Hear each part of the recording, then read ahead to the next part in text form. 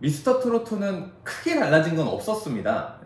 대신 이 원조의 맛, 원조란 이런 것이다 보여주는 데 집중을 했습니다. 상금을 5억으로 늘리긴 했는데 선제적으로 이제 불타는 트롯맨이 거의 뭐 오픈 상금제에서 누적하고 이렇게 누적하다 보면 5억 정도가 될 것 같아요. 그래서 사실은 그 부분에 조금 묻히는 것 같긴 합니다. 5억이면 상당히 큰 액수잖아요. 심사위원으로 나왔던 장민호 심사위원이 그랬죠. 다시 나올까? 나도 다시 나왔어야 되는데 그런 얘기를 할 정도였습니다. 늘 하던 대로 이 참가자들을 다양한 부서로 분류를 했었는데요. 개인적으로는 1조, 2조 이렇게 부르는 것보다는 유소년부, 현역부 뭐 이런 식으로 부르는 게 확실히 좀 직관적이긴 하더라고요. 특히 이번에는 좀 독특한 부서들이 좀 눈에 띄었습니다. 독종부라고 해서 지난번에는 없었는데 사실 독종부에서 눈에 띄는 분은 소변남. 예. 장윤정 마스터가 얘기를 했듯이 사실 이게 좀 창피할 수도 있고 여러 가지로 그런 부분인데 오히려 그걸 오픈하고 나는 이것 때문에 지난번에 못했으니 더 잘하겠다. 그리고 더 잘했죠. 예, 실제로도. 독종이라는 이름에 정말 잘 어울리는 실력을 보여줬었어요. 네, 제대로 실력을 보여줬고요. 사실 아직 방송은 되진 않았지만 뭐 나이아가라고 네, 국가대표부 또 뭐 반장부도 있더라고요. 그래서 어린 친구들 중에서 반장들이 많았던 것 같아요. 그런 것 같아요. 같습니다. 그래서 보는 여러 가지 조별로 또 보는 맛이 있지 않나라는 게 있습니다. 아쉬운 거는 오라트가 좀 너무 많이 나온 게 아닌가 싶었어요. 남발될 정도였습니다. 네. 시작과 동시에 사실은 거의 제가 본 한 2시간여는 거의 오라트였죠. 3시간 중에 거의 2시간여는 오라트였지 않았나. 처음에 마스터들이 15명으로 늘었다라고 해서 이번엔 좀 깐깐하게 보겠구나 했는데 첫 대학부는 전부 다 통과를 했어요. 네, 7명 전원이 오라트였고요. 사실 중간에 더 오라트가 나올 수도 있었음에도 불구하고 진성 심사위원이 그 노래에 취해서 깜빡하고 지난번 노사연 위원처럼 노래에 취해서 깜빡하고 못 눌렀습니다. 사실 그것도 오라트입니다. 그래서 그것도 오라트였죠. 그래서 오라트가 너무 남발이 되다 보니 조금은 아쉬운 점 그런 부분에서는 좀 루즈해지는 경향이 있긴 있었어요. 네, 변별력도 좀 없어 보이고 일부러 근데 사실 개인적으로 생각했을 때는 첫날 첫 대회다 보니 우리는 이렇게 좀 잘하는 친구들이 많습니다라는 거를 보여주기 위해서 잘하는 친구들을 좀 전진 배치하지 않았을까. 조금 그런 감이 없지 않아. 편집적으로 그렇게 조금 땡기지 않았을까라는 생각이 듭니다. 편집의 묘로 그렇게 바꾼 것도 있을 수 있고 개인적으로는 처음에는 이렇게 그 오라트를 많이 보여주고 나중에 이 현역부에서 많이 떨구는 게 아닌가라는 생각들도 조금 했었어요. 근데 현역부 처음 시작한 데는 또 잘 풀어나갔죠. 네. 다음 주가 좀 치열하지 않을까라는 생각이 들었고요. 미스터 트로트도 눈에 띄는 참가자들이 있긴 있었습니다. 앞서 얘기했듯이 대학부는 올 하트가 다 나올 정도로 실력이 굉장했습니다. 대학부 처음 그리고 아예 이 오디션의 첫 1번 주자로 나선 갈무리를 부린 최소. 사실 되게 떨렸을 텐데요. 상당히 잘 불렀고요. 또 뭐 1절 만에 오라트를 받아낸 박지현. 그리고 또 이제 트롯 영재로 나왔던 이제 장성호도 이제 오라트를 받으면 이제 20살이 됐죠. 오라트를 받으면서 좀 제대로 하는 모습을 보여줬습니다. 좋은 성적을 기대해봐도 좋을 만한 그런 트롯 인재들이 대학부에 많이 있었습니다. 많았습니다. 저는 여기 유소년부의 그 송도현 군이 굉장히 귀여웠어요. 정말 귀여웠죠. 아버지랑 3년 동안 방구석에서 연습을 했다고 이야기하는데 아버님이 제아의 고수인 것 같아요. 트로트에 제아의 아마 같이 나와서 무대를 꾸면 너무 재밌을 거고 너무 재밌는 무대가 될 것 같습니다. 아버님이 나와야 되는 거 아닌가 싶을 정도로. 그 정도. 또 저희가 이 방송이 시작하기 전에 짚어봤던 그 히든싱어 출신이죠. 박성훈 군도 또 여전한 실력을 보여줬더라고요. 송가인을 꺾은 박성훈.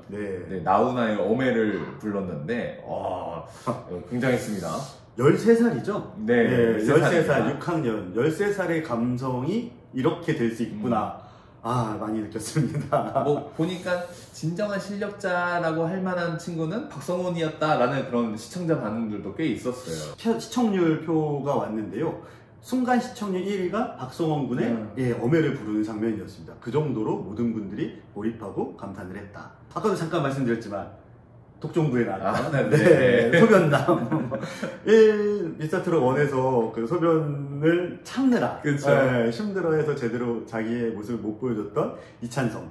저는 그 무대가 끝나고 해명하는 것도 너무 인상적이어서 이 친구 저 정도 멘탈이면은 높이 가겠다. 높이 가겠다. 네. 사실은 높이 가면 너무 좋겠지만 높이 못 가더라도 이 친구는 앞으로 잘 되겠다.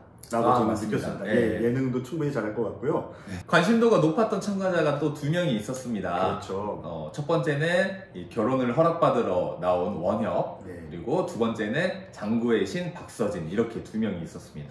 원혁의 무대는 정말 감동적이었죠. 예.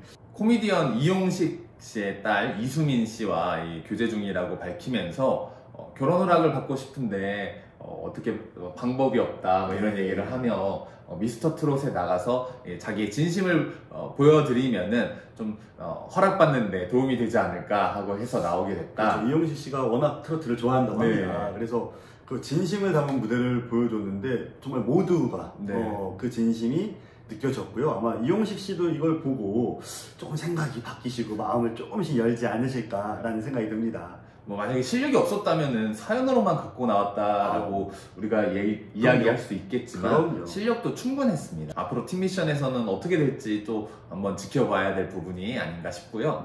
장구의 신 박서진은 장구 없이 나왔어요. 그렇죠. 장구의 신이 장구 없이 나왔습니다. 사실 좀 제일 인상적이었던 부분인데, 아니 박서진이 손을 떨더라고요. 마이크를 제대로 잡지 못해서 한 손으로 노래를 하는 게 힘들어. 사실 노래를 하면서 두 손으로 맞히는 모습, 저런 모습이 정말 있을 수 있을까라는 정도였는데 그 떨림이 느껴지더라고요. 그 나중에 오라트를 받고 나서 이야기를 했었죠. 그 이야기를 듣고 나니 좀 왜 떨었는지 이해가 좀 가더라고요. 그렇죠. 여러 가지로 이제 뭐 이렇게까지 이제 가수 생활을 하는 모습들에서 회의가 느껴졌고, 여러 가지로 가수를 그만둘까라고까지 생각을 했다는데, 저는 박서진 씨의 마음도 충분히 이해가 되고, 근데 그 다음이 정말 좋았습니다. 장윤정 마스터가 바로 얘기를 해줬죠. 그 또한 서진아, 너가 이겨내야 되는 부분이다 라면서, 사실은 그렇게 지금 얘기하는 게 박서진한테는 정말 힘든 일일 수 있지만 그것조차 부러워할 수 있는 사람들이 많다. 많은 가수들이 그렇게 방송도 못 나오고 무대가 없어서 사실 고생을 하는데, 그런 무대도 그렇게 이겨내야 되는 게 당연하다. 그리고 이겨냈으면 좋겠다라면서 정말 선배, 그런 이 누나, 선배, 정말 같은 엄마 같은 마음으로 이렇게 포용해 주는데 정말 좋은 모습이었습니다. 아마 비슷한 고민을 해왔기 때문에 그런 이야기를 또 해줄 수 있었던 거겠죠. 누구보다 잘 알겠죠. 저는 그 다음에 또 장민호가 이야기한 것도 굉장히 인상 깊게 봤었는데, 미스터트롯 2 나온 거 정말 잘했다. 이러면서 이제 동료들을 좀 만들어 가봐라. 이런 얘기, 또 경험자로서 해줄 수 있는 얘기를 해주는 모습이 좀 따뜻하다. 오디션인데. 사실 박서진 같은 경우는 오디션이 필요가 없는 정말 탑 가수이기 때문에 이번 오디션을 통해서 사실 많은 높게 올라가서 올라간 수상을 해서 이랬으면 그래도 좋겠지만, 자신이 없었던 것들을 이렇게 선후배를 통해서, 친구들을 통해서 배워나가고 이제 앞으로 다시 가수 생활을 하는데 큰 도움이 된다면 사실 참가만으로도 정말 큰 걸 얻어가는 게 아닐까라는 생각이 듭니다. 시청률 부분을 얘기를 해보고 싶은데요. 불타는 트롯맨은 시청률 6.5%를 받았습니다. 좀 아쉬울 순 있어도 선방했다라는 생각이 저는 제일 먼저 들었어요. 그렇죠. 평소 MBN 시청률을 생각을 해보면, 그리고 지상파 시청률이나 이런 걸 생각을 해보면 사실 이 정도면 6% 이상을 첫 방송에서부터 받았다 하면은 사실은 선방한 건 맞습니다. 근데 선방이라고 얘기를 하는 건 사실 미스터트롯 시청률에 비교가 돼서 그런 것 같죠? 미스터트롯2는 20.2%가 나왔어요. 시작과 동시에. 20.2%가 나왔는데 역시 원조는 다르다. 원조에 대한 이 프리미엄은 확실히 있구나 라는 생각이 전 들었습니다. 그만큼 또 기대하시는 분들이 많았다라는 것도 있죠. 이렇게 첫 주차 불타는 트롯맨과 미스터트롯2를 비교해 봤습니다.